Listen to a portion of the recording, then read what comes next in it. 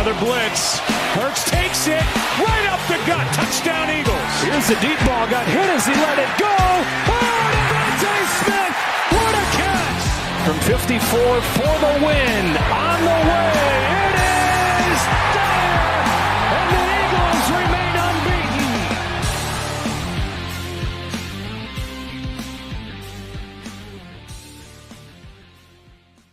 What is up, you guys? Welcome back to the Flyin Style podcast. I'm your host, Matthew Mitchell, back with my co-host, Steven Maslij, who's clearly in a good mood. Dude, let's go, dude. Finally a game that we didn't have to sweat out. 28-3 Yes, final, man. I'm so happy. We're coming back to you guys with a big win over the Giants, 28-3. It was the win every Eagles fan has been waiting for the past few months. It was finally a full throttling of a different team. It looked like a well-oiled offense. The defense looked stellar, and it was finally a game that we can say we can be proud of a win from this organization. So give me your first thoughts and what you thought about the game. I mean, Saquon revenge game just describes it all. I love that guy. He's grown on me. Every single clip I watch, more and more of him. He obviously had 17 rushes for 176 yards and a touchdown. Dude, and everyone saw the clip of Sirianni going up to him. You want to break your career record? And he said, let the young bucks eat. I saw another clip of him today when they were running the tush push. They asked him if he wanted the ball, and he said, run it back. We're going with Jalen. Run it back. We got to get this touchdown. His mentality, just amazing. Jalen didn't have to do much in this game. Just didn't turn over the ball, which was fantastic. Had a great throw to A.J. Brown. Couple key things I love to see is my boy Nakobe Dean having 2 sacks. His timing on blitzes has gotten so much better. Finally, using timing to his advantage instead of his power. Jalen Carter got 2. Nolan Smith got another one. Georgia's back eating. I know this is just a kind of a not so good Giants team, which you've been harping on all season long. But this is one of those wins that it's like we can breathe. Like, all right, we know how to do something right. Finally, we were able to establish the run. Absolutely. It's a game we went into, scared of, not sure what we were going to see out of either side of the ball. And we finally got what lived up to fans' expectations this week. The offense played well. We saw some plays under center, which people have been asking for. Running the ball more often, which is also what people have been asking for. And Jalen, has been really good about not turning the ball over lately. He's been really good about playing it safe, doing what the team needs to do to get down the field and get a win. And it's been looking like they've finally been starting to come into their own and figure out their footing. And hopefully, despite this being a bad Browns team that we've beat and a bad Giants team that we've beat in the past 2 weeks, the NFL is still the NFL. These are teams that have high sides and low sides. Obviously, the Browns' offense wasn't great, but they have a really good defense over there. And same thing with the Giants, another team that had a pretty bad offense, but a great defense. And the offense still did what they needed to do on both sides, and the defense did what they had to do on both sides. So we've seen 2 really good weeks out of our team, and now we have something to be excited about and feel like this is a team that might be able to live up to their potential despite being 2 bad teams. How much do you think what we're seeing is because we're playing bad teams, and how much do you think it's us finally catching ground? I mean, I can't, like you said, it's any given Sunday. Every team in the NFL any week is not just going to roll over and just give you what you want. I believe this is a very talented team. I think they're finding their own. I'm glad we came out the bye with these 2 teams, Cleveland and the Giants, but we got to keep rolling. I just want to see this keep going. I mean, we'll see how our defense performs against an actual good offense. We'll get more into the Bengals game very shortly, but it's exciting. It's like no team's gonna just roll over. So I think it's us finally establishing that we have talent. I'm not saying this puts us on any pedestal of us going Super Bowl aspirations already. Like, I don't think we're the best team in the league because of these 2 wins whatsoever. I still need to see it. Still need to see us execute against good teams and good defenses. The Browns had a decent defense. And, I mean, it's not a great defense, but it's not 2 gimme wins. You just don't win in the NFL. That's just not a thing. So it's not like college football where they just roll over. So I'm happy. I'm very happy, and I'm excited for the season to keep going. Yeah, absolutely. I'm in the same boat. I feel like I'm really excited from what I've seen from the past 2 weeks on both sides of the ball, especially the adjustments that they've made on both sides of the ball. Like I said, I almost had a tear come to my eye when I saw us line up under center in the middle of the game and run it in an ISO formation with a fullback back there. Yeah. I mean, it was beautiful to watch, and it worked. Look what happened. We got a guy who almost set his career rushing yards, and not to mention Kenny Gainwell still ate up plenty himself, and we finished the game with over 200 rushing yards, and it looked fantastic. And I know everybody's had their ifs and whats and complaints about Jalen Hurts and what he's capable of and what his downfalls might be. But when you've got this talented of a rushing attack, you can take the pressure off of Jalen Hurts and let him do what he is capable of doing and needs to do to feel comfortable. And it's not throwing the ball 40 times. And I understand that some defenses can throw a different look at us at any given game and, stack the box and focus on taking Saquon Barkley out of the game. And those games, Jalen Hurts will need to step up. But with this rushing attack doing as well as it is, the offensive line clicking on all cylinders, Jalen can just go out there, feel comfortable, and make a play when he needs to make a play. Like that pass to A.J. Brown. That was an absolute beautiful pass off of his back foot with pressure and put it right into his hands down the field. And that's what we can do when we have all of our guys at full health, full strength, and everybody's clicking. It looked like a well-oiled offense for the first time this year. Like it looked like we had rhythm, which we talked a lot about last week. Rhythm, and it felt like we had that finally. And I'm hoping that we can continue that moving forward. But my follow-up question to you with that would be, and it's something that's been talked about a lot on Philly Sports Radio this week,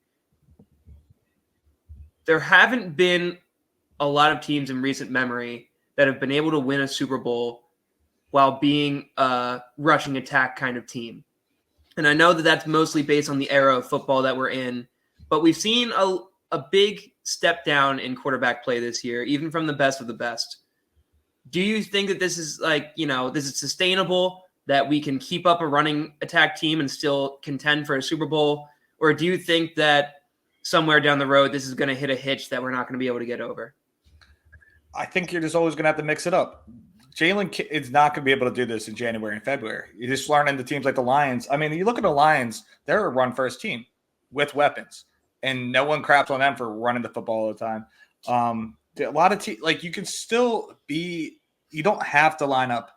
Like even the Packers are very 50-50 with their run-first type offense. The Chiefs, like they still run the ball a lot, even with Patty.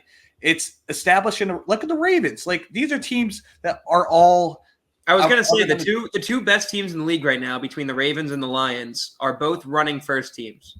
Yeah. So it does feel like there's a bit of a switch in tide in terms of what the plan of attack is on offense and what's working. And obviously that switches from year to year and, film based and whatnot. But it was a curious point brought up that in any time in the past 10 years, every team that has won a Super Bowl has been top 10 in passing yards in the league. Well, I mean, it's not going to be, I'm not going to say Jalen throwing the ball 14 times a game is going to be sustainable for us to win. I mean, if it is, and we can do it, let's go. Let's just keep running the ball. I don't care. But he'll have to develop. And I just don't, I don't know if you saw the stuff about him missing Devontae on that first down play and Saquon in the end zone on his rollout. I missed it. I got to admit. But these are people are criticizing 2 passes from him and saying Jalen can't do this, Jalen can't do that. I'm not ready to say Jalen's not elite, like at all in the slightest. So sorry, we've got a bit of our friend has come to say hello to the podcast world. Sorry about that. But dude, yeah, I mean, from here, like do you want anything to change? Do you want there's no reason to change anything, right? I mean, obviously it depends on the game. It depends on the game, depends on the defense. Obviously you're going to see different looks, like I was just saying, between stacking the box and putting more, nickel coverage back there to have more secondary out in the playing field. And obviously you'll see things switch back and forth depending on the team that we're playing. But no, I don't think I would say I would want to see anything switch. I want both the passing and the offense to be ready to go. And I do think that running the ball first and foremost and often is the most productive way for our offense to work and get into a rhythm. And I do sometimes worry, like we talked about earlier in the year, of just sheer volume and usage of Saquon Barkley. I don't want to see him break down at any point or get hurt. Obviously, football is football, and you can't sit here, whining or complaining about that or worrying about that too much. But it is the truth. Once you get later into the season, that's going to be something that those hits are always going to add up. And I do worry that if this is something that we do every game, that it could be a problem down the road. But I'm not going to sit here and act like I don't want to see us doing it either, because if it works, it works. And this is the first time I watched the Eagles offense all year come out in stride and play the way they were supposed to. So, I by no means do I want to turn around and say, I don't know, I don't really want to see that anymore so that we don't get anybody hurt. So, we got to go out there and just, keep doing it until it stops. And then once it is, let Jalen Hurts do his thing and get the ball to his playmakers and, just keep things in motion. That's all that really matters. Yeah. I mean, looking ahead to this week, it's kind of funny. You get the Bengals this week. They're also coming off their last two games against the Giants and the Browns, which is kind of funny. They're kind of in the same situation as us, as much as they struggled on defense at the beginning of the year.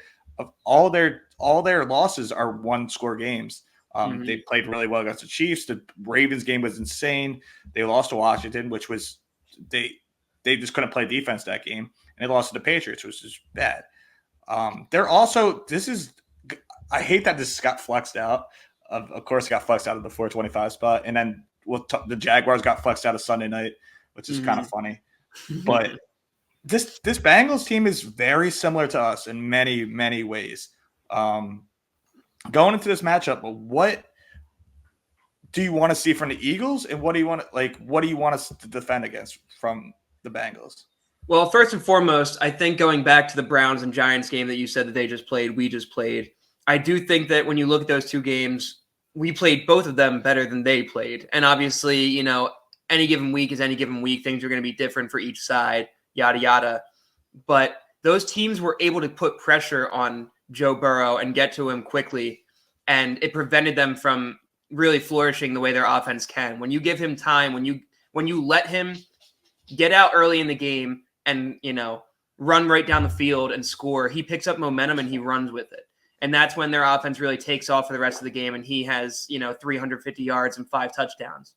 But when you don't let him get into a rhythm right off the gate, he struggles to get into that rhythm for the rest of the game. And you saw 2 very low scoring games against the Browns and the Giants, where he only scored 1 touchdown against the Giants. And I think maybe 2 against the Browns. I forget what the exact score was in that. I believe they got a touchdown at the end. It was Chase Brown that was kind of like a meaningless touchdown. Exactly.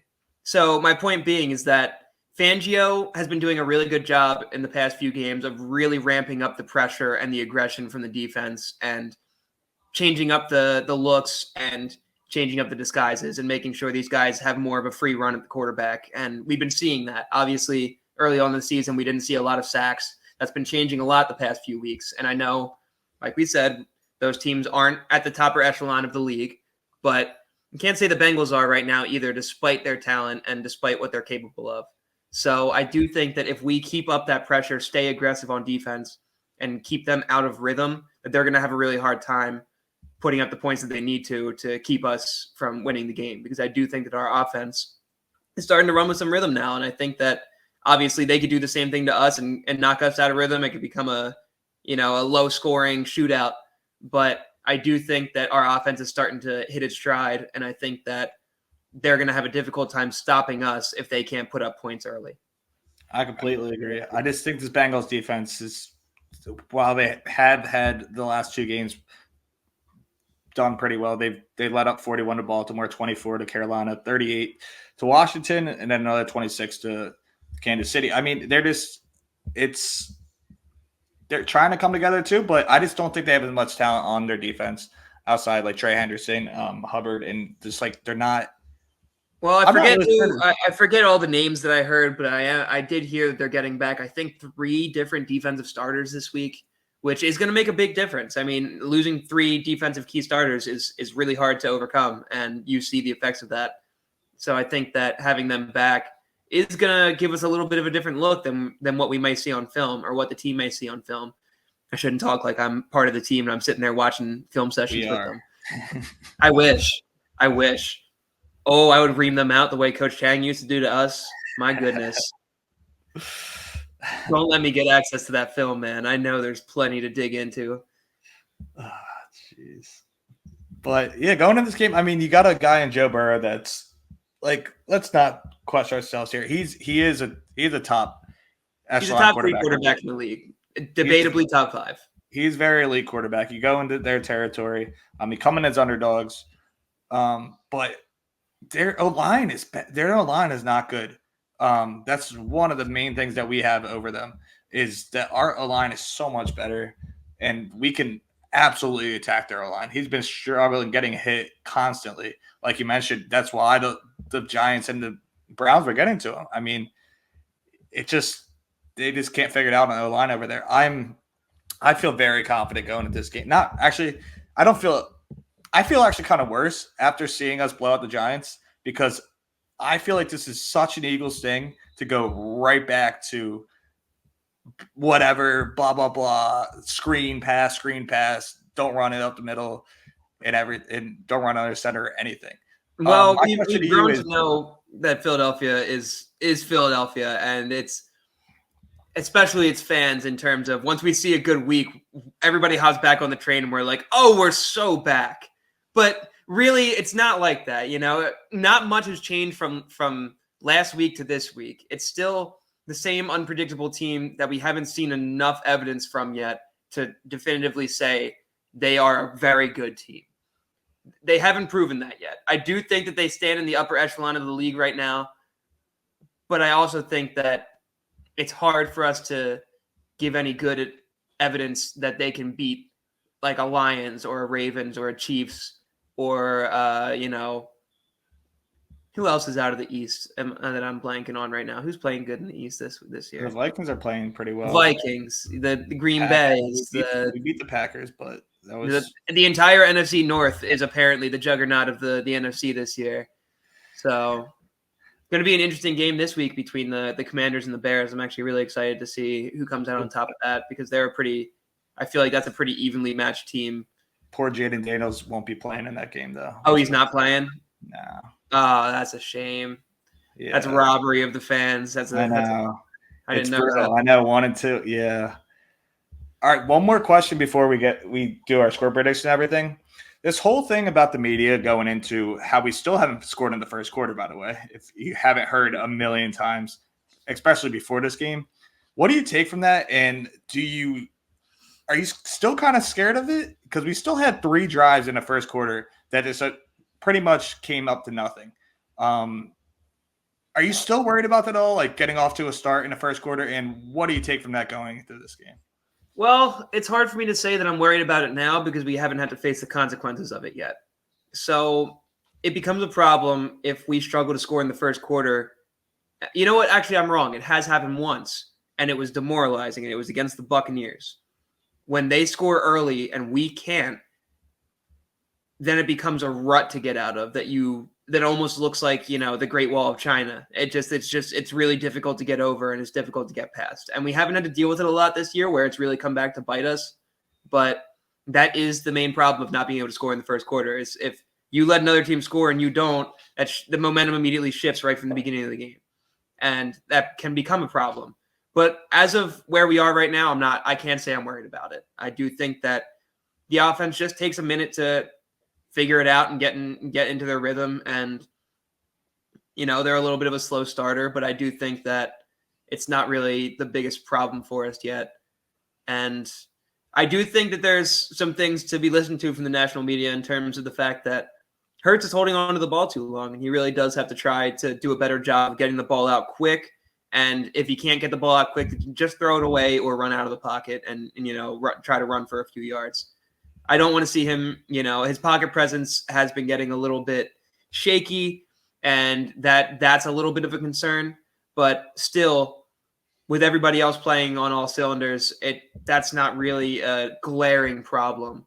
So it's one of those situations where it's not a problem until it becomes a problem, but it is something to be aware of that can easily happen. All right.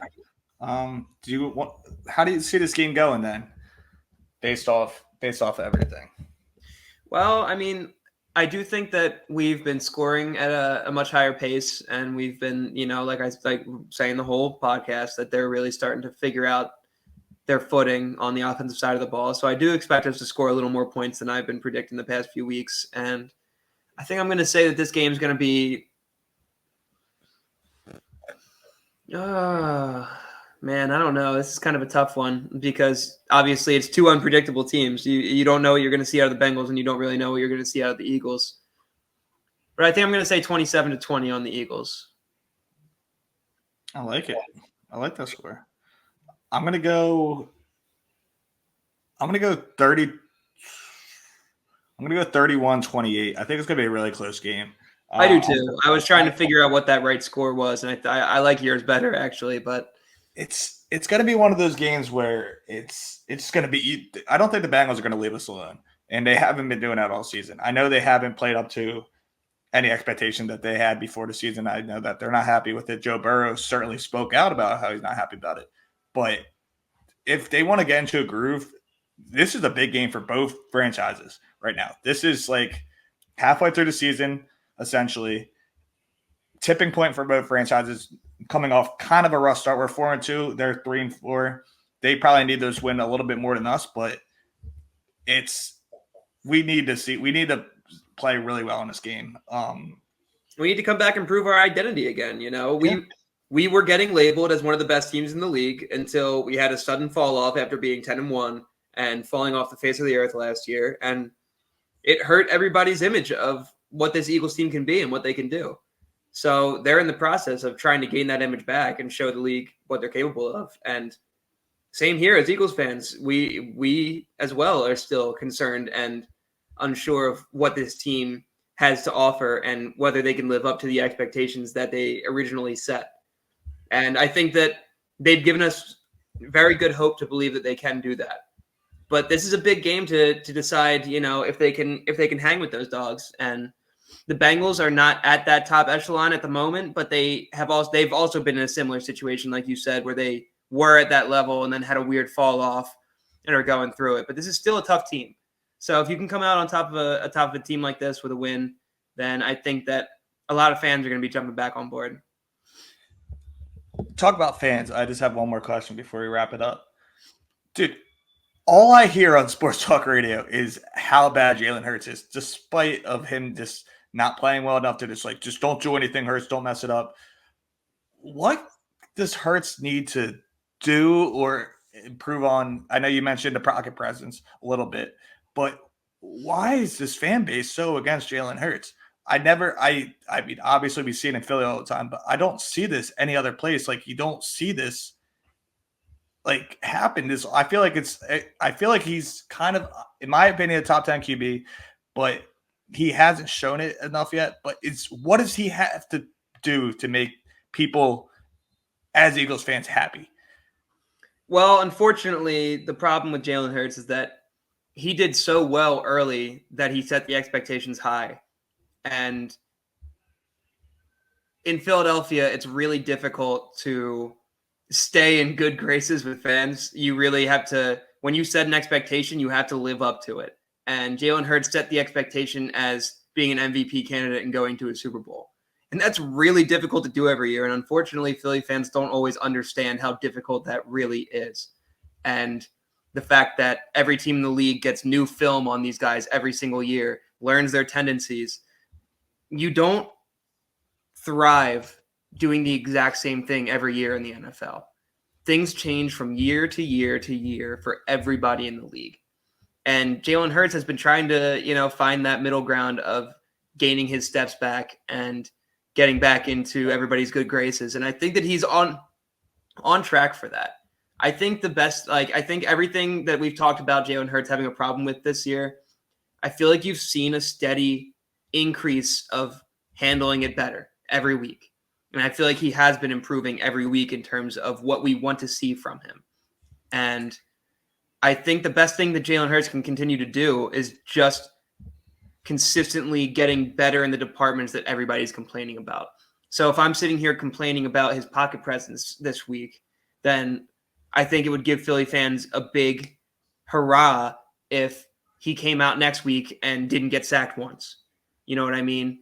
Everybody was complaining about the turnovers. He's starting to turn the ball over less. It's making people get back on board, letting people, see that he can shine again. And it's difficult to get through Philadelphia fan base. It really is. Philadelphia fan bases expect perfection almost all the time, and it's not fair. And unfortunately, the reality is the reality. And Jalen Hurts has to try to tune it out, but also take the criticism in stride and try to just, learn from everything he can and keep improving in the spots that he struggles in. And obviously that sounds pretty cliche and normal, but it's difficult in the NFL. And I think that he's been doing a good job of it. And I think all he can do is keep trying to push forward in that regard. I mean, he's his third coordinator. And we just don't give him any slack. Like, you're 100% right in everything you said. I just find it so infuriating that we can't ever cheer on a guy. I just feel like the entire Philly fan base in general is just always so negative. So he has to play like a god for the entire season in order to even get a cheer. It's brutal. It's frustrating, but it truthfully doesn't help that Philadelphia is in a weird spot between all major sports right now, where the Eagles got off to a slow start. The Phillies disappointed in the playoffs. The Sixers, right off the gun, don't have Joel Embiid and Paul George starting the season. And there's this whole weird, news story circulating around it already. Just weirdness going on between every single sport to the point where Philly fans are just fed up at the moment. Like, they're fed up with everything. They're fed up with all the weirdness and the lying and the disappointment, and everybody's on edge, and everybody needs, like we said, perfection to feel at ease right now. And unfortunately, it puts a ton of pressure on the Eagles because they're the only team in a position to do so right now. Yeah. I mean, I hope people just realize that we sold our souls for the 2018 Super Bowl. But, like, once people figure that out, then they'll be okay. So let's not go that far yet, because we're still in a great position to win a championship. I still firmly believe that. I have not changed that stance at all yet, despite the slow start. I know that we can sit here and say that they don't look great and what direction they're trending in or heading towards, but it doesn't mean we don't have faith that this team can figure it out at some point and grow into the expectations that have been set on them, because there's a reason those expectations have been set that way. We've seen what they're capable of, and we know they're capable of doing it. And it's just about them executing the way everybody expects them to. I like your optimism, and I think we could definitely beat this team too. I need to see it again. I just need to keep seeing it, especially against a decent team. We got a long season ahead of us. It's too soon to get too excited. It was the first big win we had, and it was against a bad team. We got a lot of football to watch to say that this team is going to be in prime contention for a Super Bowl. But I still have full optimism that they will be there come time. Hell yeah. All right. So thank you guys for tuning into this episode. We really appreciate it. If you enjoyed this video, please like it and subscribe to the channel. We come back every week with reviews of the game and previews of next week's game and just other tidbits of news that the Eagles get into throughout the week. So feel free to tune in, check in on us. We will be back next week with another episode, and hopefully coming back to you with a big W against the Bengals, because this team really needs it and the city really needs it. So thank you guys once again for tuning in. We always appreciate you. And go Birds. We will see you guys next week. Go Birds, baby.